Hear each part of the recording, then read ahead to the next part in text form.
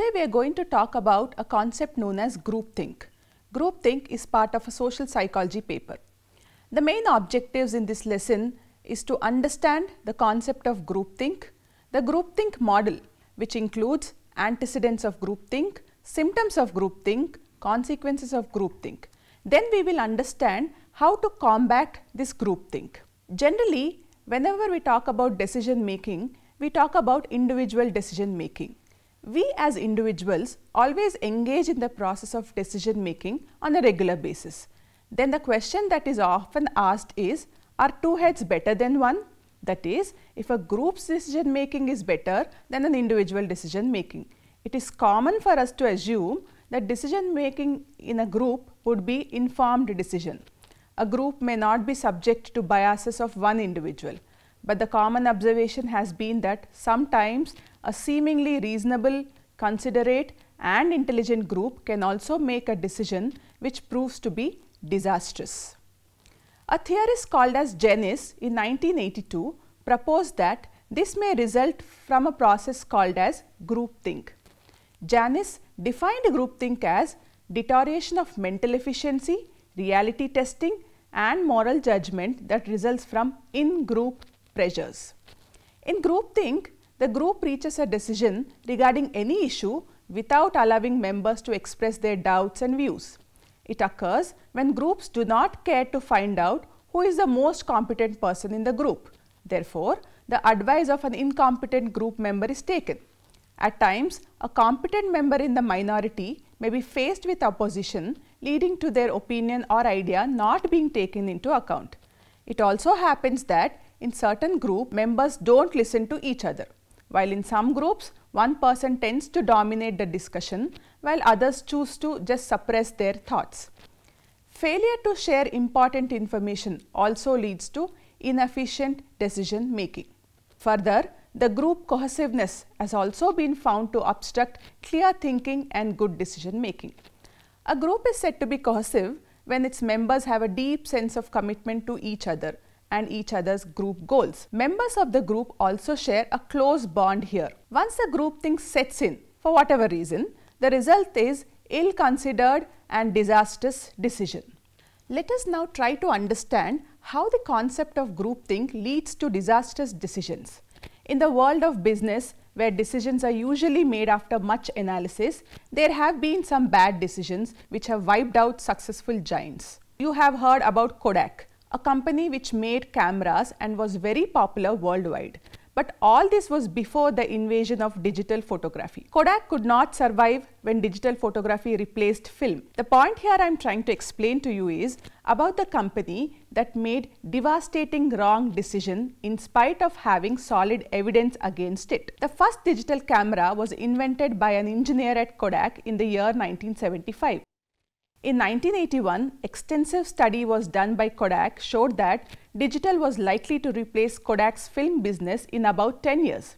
Surprisingly, Kodak did not use this time to capitalize on their invasion of digital camera and were not willing to shift focus to digital technology. As a result, Kodak went from 90% market share in US camera sales in 1976 to less than 10% in 2012. Eventually, it went bankrupt. The major debacle for Kodak could be because of groupthink. When groupthink sets in, the group believes that decision is unanimous, even when considerable dissent may exist. In a nutshell, the groupthink is characterized by strong pressures toward anonymity and endorsement of the leader's viewpoint, and decisions taken in such conditions are usually unsuccessful. Next, let us discuss the groupthink model, which will help us to understand the concept further. An influential theory of group decision making was proposed by a theorist Irving Janis, based on his observation of real world events. This theory is the groupthink theory of decision making. It is a kind of thinking in which maintaining group cohesiveness and solidarity is more important than considering the facts in a realistic manner. The group places more importance on reaching an agreement rather than considering facts objectively. Group members are not encouraged to voice differing opinions here. Certain groups would even punish its members for their dissenting opinions. In certain cases, consequences of groupthink might not be very significant, but in other instances, for example, those involving military decisions, it could mean death and destruction. Janis theorized that certain antecedents or factors would predispose or say will influence the group to groupthink. The groupthink model also lists out antecedents of groupthink, symptoms of groupthink, consequences of groupthink. We will now try to understand these aspects in detail. According to Janis, there are some antecedent factors or causes that cause groupthink. Firstly, when the group is highly cohesive. Cohesiveness refers to the close bond the group members share with each other. Members in cohesive group are very close to each other. There is high level of commitment towards each other as well as the goals of the group. It is of paramount interest that harmony in the group may be maintained. Membership in the group is very important to all group members. Therefore, groupthink often occurs highly in cohesive groups. For example, sometimes in a family, we make decisions based on our love and affection rather than understanding if it is practically possible. Then the next aspect is group isolation. Sometimes the group is not aware of the information of outside world. Thus, the group is isolated from alternative viewpoint. Group members are unaware of the strategies other groups use to make decisions. Critical analysis of alternative is not done because group members are insulated from the outside world. Group members are therefore blind to vast array of alternatives available to take into account. Then the next antecedent is related to the leader or directive leader. Groupthink is likely to occur in the presence of a directive leader, a leader who takes charge, makes decisions independently, conveys the information to the group member and does not see the need for any kind of feedback. The leader here holds his stand on a particular issue very strongly. Group members therefore accept the decision taken by this kind of leader unhesitatingly. Then the concept of high stress. When the members perceive some kind of threat to the group, they are in the state of distress. This group subsequently is more likely to make poor decisions than a group that is relatively free from stress. Janis closely observed many historical events and concluded that high level of stress that was experienced by group members was a contributory factor to groupthink. A decision that has to be made with very little time at hand increases the probability of groupthink. Then lastly, it is poor decision-making procedures. When the group had no prior experience in making certain kinds of decisions or has not developed and used a standard method of decision-making, it is a precondition to groupthink. The group therefore does not consider and weigh other alternatives, but depends on the opinion of the leader or the majority, one that may not be the best possible decision. After this, let's talk about the symptoms of groupthink. These symptoms are like the warning signs that will tell you that groupthink in a group will set in. The main symptoms here. Firstly, it is the illusion of invulnerability. This is when the group feels it is invincible and would never make any errors. This kind of approach would make members blind to their vulnerabilities or weaknesses. As a result of this kind of thinking, they engage in taking risky decisions without taking any possible negative outcomes into consideration. Then the next is belief in the moral correctness of the group.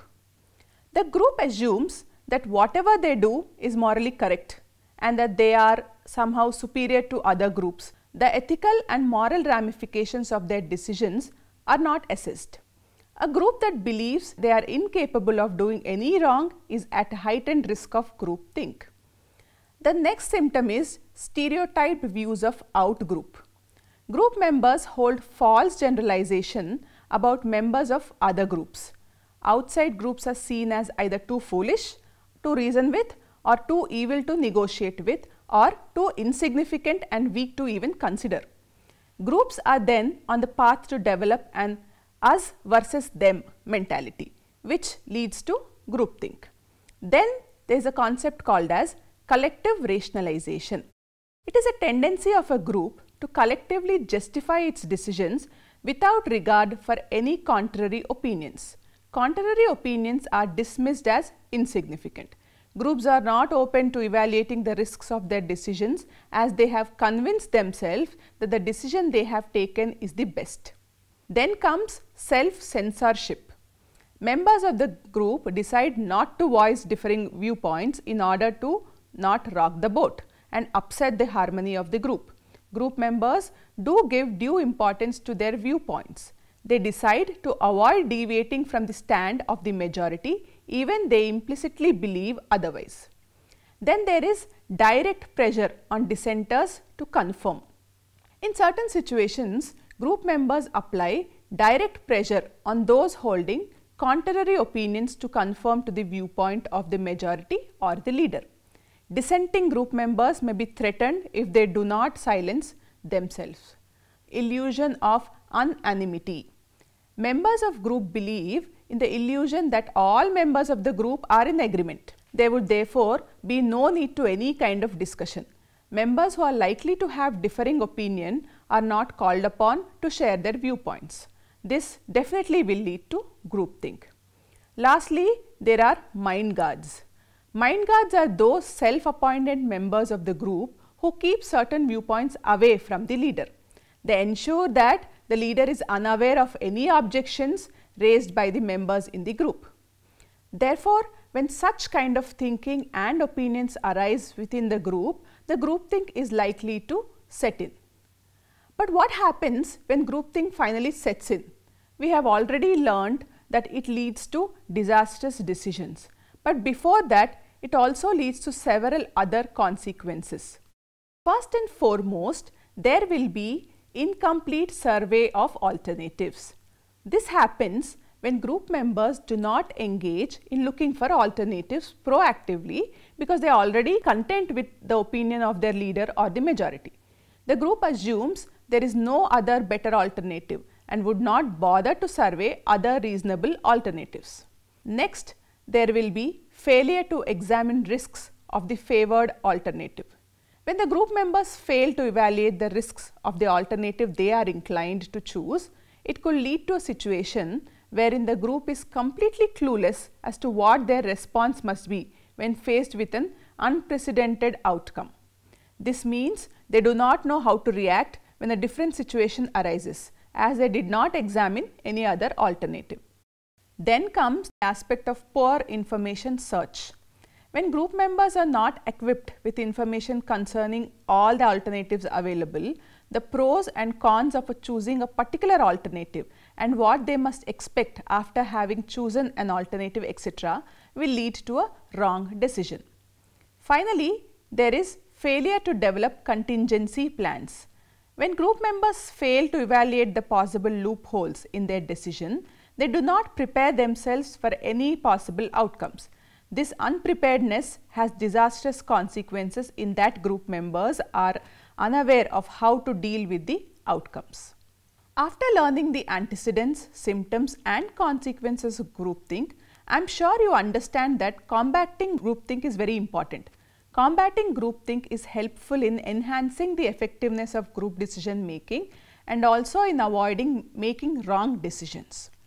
Now, coming to how to combat groupthink. At the outset, it is important for group members to be aware of the possibility of engaging in making best possible decision and recognize the faulty behavior patterns, if any. Further, adequate steps have to be taken to avoid the groupthink trap in the future. Keeping the following points in mind can help in the process of combating groupthink. The first is to remain impartial. It is important for the group leader to be unbiased, not displaying favoritism to any individual or subgroup. It would be helpful for the leader to express his or her opinion only after all members have expressed and analyzed their opinions. The leader should not exert control over the discussion, but should create a conducive atmosphere for members to express their thoughts freely. Leader must also be open to criticism. Then the next aspect is to seek outside opinion.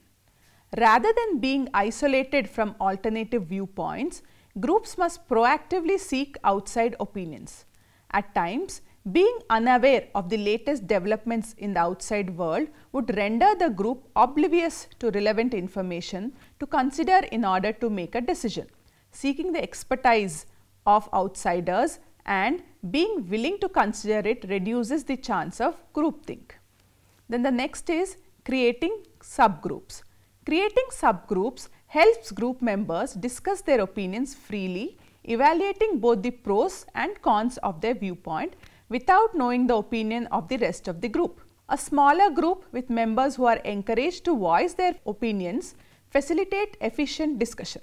These subgroups can later on sit together and discuss their findings in order to make more informed decisions. Then the next method is to seek anonymous opinions. Group members who have differing opinions may be afraid to state them thanks to the fear of being punished or being disliked by the group. Therefore, seeking the opinions of group members anonymously would ensure all opinions are brought to the table for thorough examination. The next method to combat groupthink is to adopt a standard decision-making process. In order to make effective decisions, it is very important that the group develops a diligently uses standard process to make decisions. Finally, the aspect of playing the devil's advocate. When an individual plays devil's advocate, he or she is assigned to express an opinion contrary to that held by the majority in the group in order to examine the validity of the opposing ideas through debate. The research on groupthink indicates that groupthink can occur even when some of the antecedents are missing. For example, groupthink can also occur in absence of directive leader and the presence of group members who engage in ineffective communication. Research has found that strongly identifying with the group, knowing the norms of the group are good enough reasons for groupthink to occur. It is important to note that Janis' groupthink's theory has not been met with sound empirical evidence. Researchers have found that group cohesiveness does not always contribute to groupthink. Directive leaders in highly cohesive groups are capable of making optimal decisions.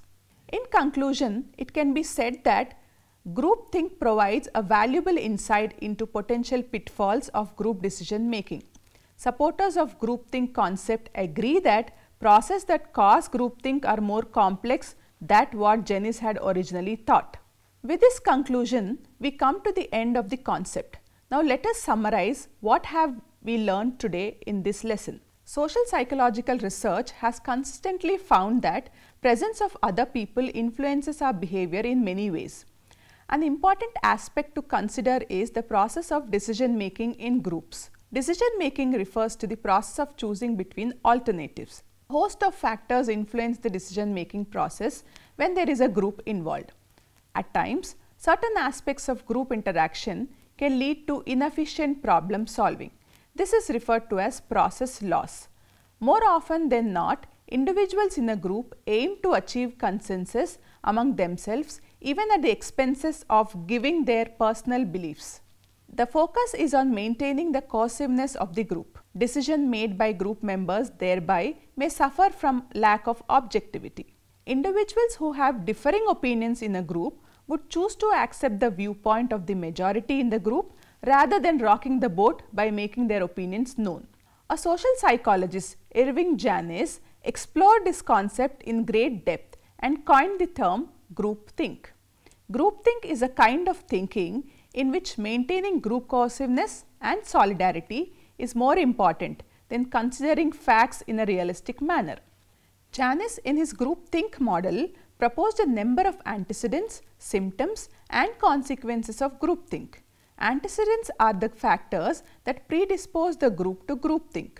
Symptoms describe the characteristics of a group that has fallen in the groupthink trap. Consequences are the results of groupthink. The antecedents of groupthink are as follows. The group is highly cohesive group and places a great emphasis on avoiding conflicts. The group is isolated from the viewpoints of both members of the group who hold differing opinion as well as members of other groups. The group lacks an experienced directive leader who takes the lead in decision making. The group is in state of distress due to the perception of some kind of threat. Next, the group does not generally adopt any standard methods in decision making process, strategies to consider and weigh alternatives. Then, the symptoms of groupthink are as follows. The group believes it can never be wrong. The group sees their actions as being morally correct. Then, the group stereotypes other group members. The group provides justification for the actions without taking important information into account. The members who have differing opinions in the group choose to suppress their ideas or thoughts so as to maintain the harmony of the group. The members who constitute the majority of the group pressurize members in the group minority to conform. The group creates an illusion that all members of the group are in agreement. The leader of the group is protected from hearing differing opinions within the group.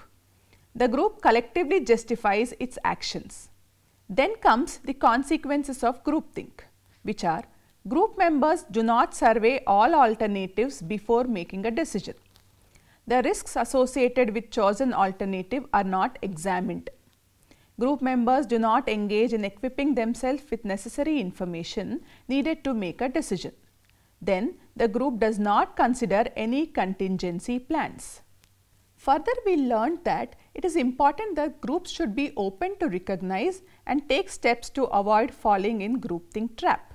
Groupthink can be effectively combated by remaining unbiased and open to new information, seeking opinions from members of other groups, creating subgroups in the group and having them to explore the alternatives at hand, seeking the anonymous opinion of group members. Group members should also create an atmosphere that facilitates the exploring of objections raised by the members of the group.